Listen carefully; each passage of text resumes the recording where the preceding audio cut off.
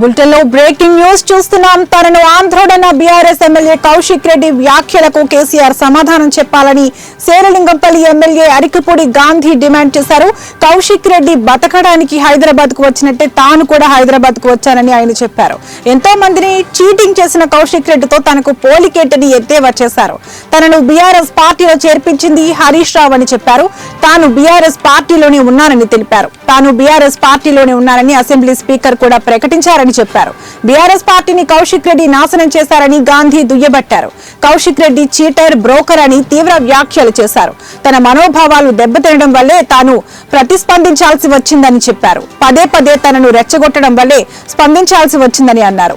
పిల్లిని గదిలో బంధించి కొడితే అది కూడా తిరగబడుతుందని చెప్పారు. సెటిలర్ల కాలిలో ముళ్ళు గుచ్చుకుంటే తన పంటితో తీస్తానని గతంలో కేసీఆర్ చెప్పారని అన్నారు.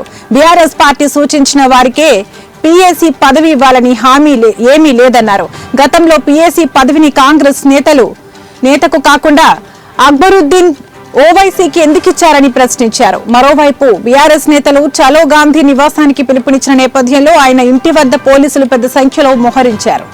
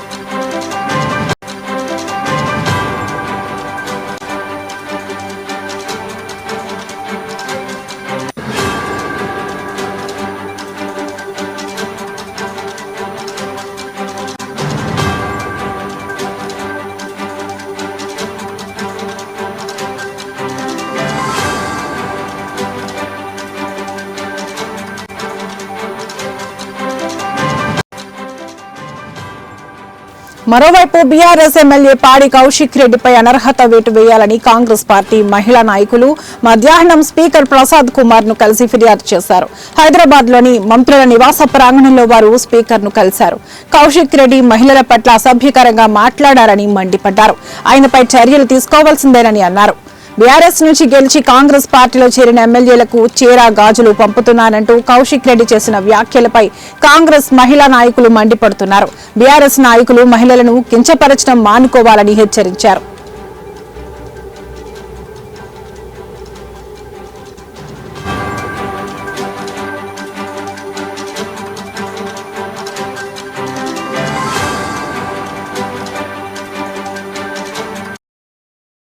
ఒక్కసారి ఆలోచించమని కోరుతా ఉన్నాను. నిన్న చేసిరు కదా, మరి నిన్న ఎందుకట్లా చేసిరని నేను అడుగుతా ఉన్నా పోలీసు వాళ్ళని. వచ్చిన వాళ్ళ 30-40 మందిని ఇలా సైబరాబాద్ పోలీస్ అనేది ఆ 30-40 మందిని ఆపలేకపోయినరా?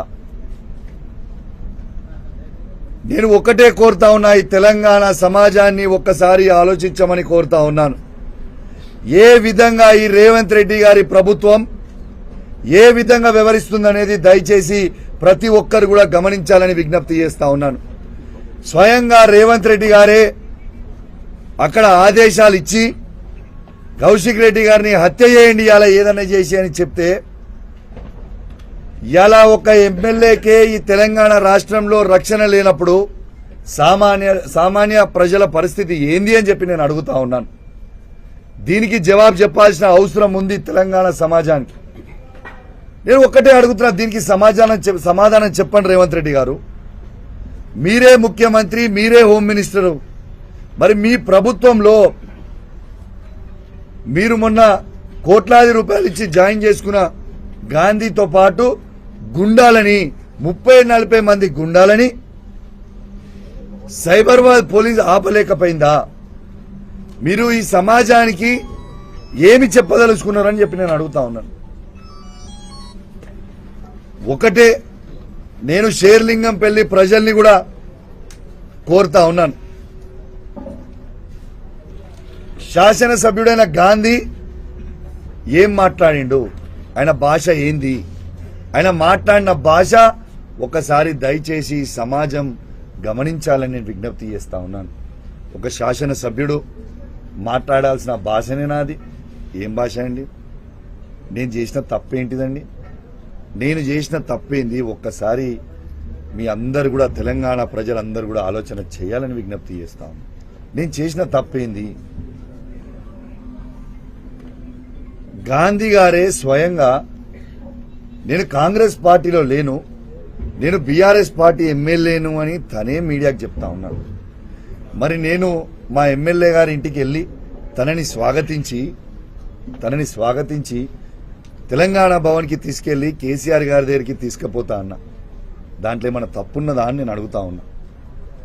నన్ను ఇంత దారుణంగా తిట్టడము సమాజం యాక్సెప్ట్ చేస్తుందా? ఒక్కసారి ఆలోచన చేయండి. ఒక బాధ్యత కలిగ ఎమ్మెల్యే గారు ఈ విధంగా మాట్లాడగలుగుతారా? ఒక్కసారి ఆలోచన చేయండి. అదేమన్నా భాషనేనా? ఒక్కసారి ఆలోచన చేయండి. నేను దయచేసి షేర్లింగంపల్లి ప్రజలందరినీ కూడా కోరుతా ఉన్నాను, మీరందరూ చదువుకున్న ఎడ్యుకేటెడ్ పీపుల్. ఆయన మాట్లాడిన భాష ఒక్కసారి మీ అందరూ కూడా గమనించాలి అని నేను విజ్ఞప్తి చేస్తా ఉన్నాను. ఇవాళ నేను ఉండే కొల్లా లగ్జరీ విల్లాస్లో, ఆ విల్లాలో నేను ఒక్కనే ఉండా. నాతో పాటు 69 కుటుంబాలు ఉంటాయి. చిన్నపిల్లలు ఉంటారు, మహిళలు ఉంటారు, పెద్దవాళ్ళు ఉంటారు. ఇవాళ అదే కమ్యూనిటీలో మంత్రి నారాయణ గారు ఉంటారు. అదే కమ్యూనిటీలో ఇంకో శాసనసభ్యుడు శివప్రసాద్ రెడ్డి గారు ఉంటారు. మాజీ శాసనసభ్యుడు గణేష్ గుప్తా గారు ఉంటారు. నిన్న చేసిరు కదా. మరి నిన్న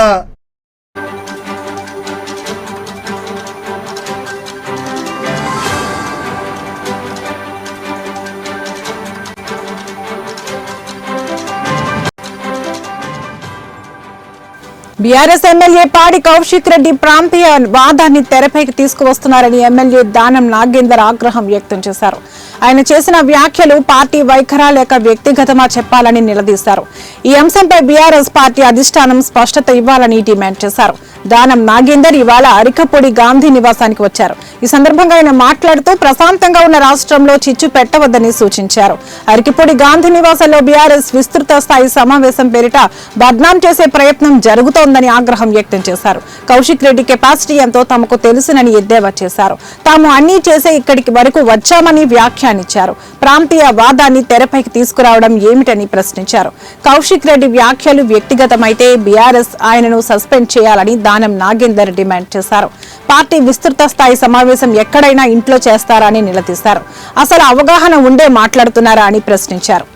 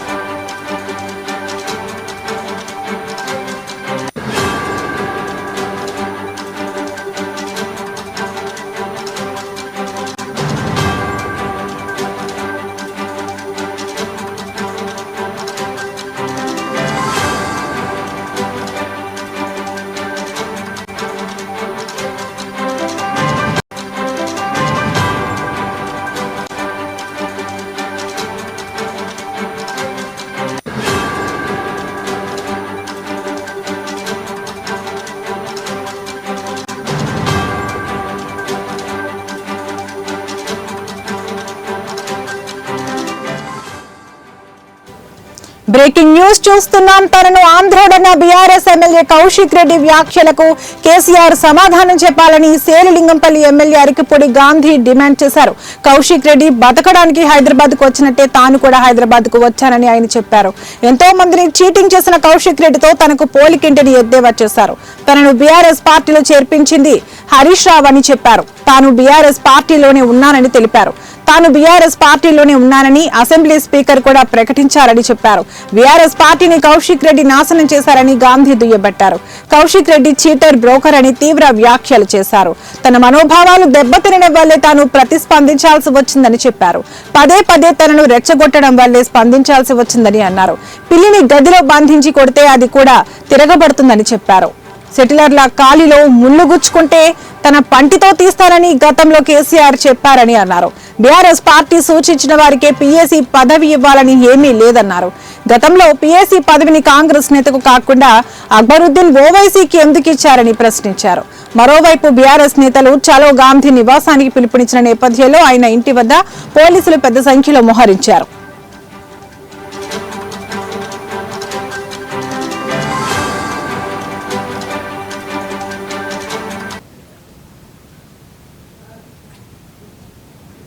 మేజిస్ట్రేట్ దగ్గర మీ అందరికీ కూడా తెలుసు, దీనికి బీఆర్ఎస్ పార్టీ వాళ్ళు ఎవరు స్పందించాల్సిన అవసరం లేదు. బీఆర్ఎస్ పార్టీకి గాంధీకి యుద్ధం కాదు. మీరు వస్తే హారతి పట్టి స్వాగతం పలుకుతాం, బీఆర్ఎస్ పార్టీ ఆఫీస్కి వెళ్దాం అనే మాట మీరే సోలింగ్ నడిపారు. మీ అందరికీ కూడా తెలుసు. ఆ పరిస్థితిలో నేను వెళితే 50 మంది పోలీసులను పెట్టుకొని రాళ్లతో, పూల కుండీలతో దాడి చేసినటువంటి సందర్భం మీ విజువల్స్ ద్వారానే పేపర్ డౌన్లోడ్ చేశా. ఆ విజువల్స్ ఇచ్చి కేసు పెడితే పోలీసులు కన్సిడర్ చేయలే. ఆ చీటర్ ఆహ్వానించి మా మీద కేసు పెడితే పలు సెక్షన్లు బుక్ చేసి మమ్మల్ని పోలీస్ స్టేషన్లో 6 గంటల పాటు 15 గంటల పాటు ఉంచినటువంటి సందర్భం. పోలీస్ స్టేషన్ బెయిల్స్, మేజిస్ట్రేట్ దగ్గర బెయిల్స్ తెచ్చుకోవాల్సిన పరిస్థితి క్రియేట్ చేసినటువంటి సందర్భం. ఆ సందర్భంలో మాట్లాడుతూ కేసీఆర్ గారు ఎప్పుడు కూడా అన్నదమ్ములాగా కలిసి ఉండండి, ఎక్కడ ప్రాంతీయ విభేదాలు వద్దు, ముళ్ళు గుచ్చుకుంటే నోటితో తీస్తా అనే మనస్తత్వంతో, గొప్ప మనస్తత్వంతో ఉన్నటువంటి పార్టీలో చీడ పురుగులు చేరి ప్రాంతీయ విభేదాలు సృష్టించే కార్యక్రమంలో ఇటువంటి చీడ పురుగుల్ని పక్కన పెట్టుకున్నందుకు చింతిస్తున్నాం. పార్టీలో చేర్చుకొని ఎమ్మెల్సీ ఇచ్చి, ఎమ్మెల్యే ఇచ్చి, పాపం ఈటెల రాజేంద్ర గారు 2 చోట్ల నిలబడితే కాన్సంట్రేషన్ చేయలేకపోవటం మూలాన పరంగా సవాల్ విసిరాడు. 11 గంటలకు మీ ఇంటికి వచ్చి జెండా ఎగరేస్తా, నువ్వు రాకపోతే నేను వస్తా అని చెప్పి నేను కూడా సవాల్ విసిరా. మీరు వస్తే హారతి పట్టి స్వాగతం పలుకుతాం, బీఆర్ఎస్ పార్టీ ఆఫీస్కి వెళ్దాం అనే మాట మీరే సోలింగ్ నడిపారు. మీ అందరికీ కూడా తెలుసు. ఆ పరిస్థితిలో నేను వెళితే 50 మంది పోలీసులను పెట్టుకొని రాళ్లతో, పూల కుండీలతో దాడి చేసినటువంటి సందర్భం మీ విజువల్స్ ద్వారానే పేపర్ డౌన్లోడ్ చేశా. ఆ విజువల్స్ ఇచ్చి కేసు పెడితే పోలీసులు కన్సిడర్ చేయలే. ఆ చీటర్ ఆహ్వానించి మా మీద కేసు పెడితే పలు సెక్షన్లు బుక్ చేసి మమ్మల్ని పోలీస్ స్టేషన్లో 6 గంటల పాటు 15 గంటల పాటు ఉంచినటువంటి సందర్భం. పోలీస్ స్టేషన్ బెయిల్స్, మెజిస్ట్రేట్ దగ్గర బెయిల్స్ తెచ్చుకోవాల్సిన పరిస్థితి క్రియేట్ చేసినటువంటి సందర్భం. ఆ సందర్భంలో మాట్లాడుతూ కేసీఆర్ గారు ఎప్పుడు కూడా అన్నదమ్ములాగా కలిసి ఉండండి, ఎక్కడ ప్రాంతీయ విభేదాలు వద్దు, ముళ్ళు గుచ్చుకుంటే నోటితో తీస్తా అనే మనస్తత్వంతో, గొప్ప మనస్తత్వంతో ఉన్నటువంటి పార్టీలో చీడ పురుగులు చేరి ప్రాంతీయ విభేదాలు సృష్టించే కార్యక్రమంలో ఇటువంటి చీడ పురుగుల్ని పక్కన పెట్టుకున్నందుకు చింతిస్తున్నాం. పార్టీలో చేర్చుకొని ఎమ్మెల్సీ ఇచ్చి, ఎమ్మెల్యే ఇచ్చి, పాపం ఈటెల రాజేంద్ర గారు 2 చోట్ల నిలబడితే కాన్సంట్రేషన్ చేయలేకపోవటం మూలాన ఎవరిని అడ్డం పెట్టుకొని వాడు గెలిచాడో అందరికీ కూడా తెలుసు. 10 నెలలు కాకముందే నీ పద్ధతి ఏంటి, క్రమశిక్షణ ఏంటి, నీ కాన్స్టిట్యున్సీ ప్రజలు, రాష్ట్ర ప్రజలు చూస్తున్నటువంటి పరిస్థితి కూడా చూస్తున్నాం. ఉదాహరణకి నిన్నే పోలీసు వాళ్ళని తోసి పోలీస్ డీసీపీ స్థాయి అధికారులనే గల్లాపట్టుకునే పరిస్థితిలో హరీష్ రావు గారు లాంటి వాళ్ళే వెనక్క లాగి తోసినటువంటి సందర్భం కూడా మీరు చూశారు. ఇటువంటి క్రమశిక్షణ లేని మనుషులు పక్కన చేరి పార్టీ నాశనం చేస్తున్నటువంటి సందర్భంలో పార్టీ విభేదాలు సృష్టించే కార్యక్రమంలో, ప్రాంతీయ విభేదాలు సృష్టించే కార్యక్రమంలో నాకు తెలిసి కేసీఆర్ గారు, నా సహచర శాసనసభ్యులు స్పందిస్తారని భావిస్తూ ఉన్నా. ఖచ్చితంగా భావిస్తారు, స్పందిస్తారు. స్పందించిన పక్షంలో నేను స్పందిస్తాను. నిన్న మీరు పోయి దాడి చేసిన వెనుక సీఎం రేవంత్ రెడ్డి ప్రోద్బలంతో మీరు చేశారని వాళ్ళు ఆరోపిస్తున్నారు. రేవంత్ రెడ్డి గారు ఎక్కడున్నారు? ఆయన సూచనలు, ఆదేశాల మేరకు మీరు చేశారు. నా ఫోన్ ఇస్తా, ఒక్క కాల్ చూపిస్తారా? నా ఫోన్ ఇస్తే సింగిల్ కట్టసి కాల్, హరీష్ రావే చెప్పారు. సింగిల్ కట్టసి కాల్. హరీష్ రావు గారే తెలియకుండా వచ్చాను అక్కడికి. మీ అందరికీ కూడా తెలుసు, దీనికి బీఆర్ఎస్ పార్టీ వాళ్ళు ఎవరు స్పందించాల్సిన అవసరం లేదు. బీఆర్ఎస్ పార్టీకి గాంధీకి యుద్ధం కాదు. మీరు వస్తే హారతి పట్టి స్వాగతం పలుకుతాం, బీఆర్ఎస్ పార్టీ ఆఫీస్కి వెళ్దాం అనే మాట మీరే సోలింగ్ నడిపారు, మీ అందరికీ కూడా తెలుసు. ఆ పరిస్థితిలో నేను వెళితే 50 మంది పోలీసులను పెట్టుకొని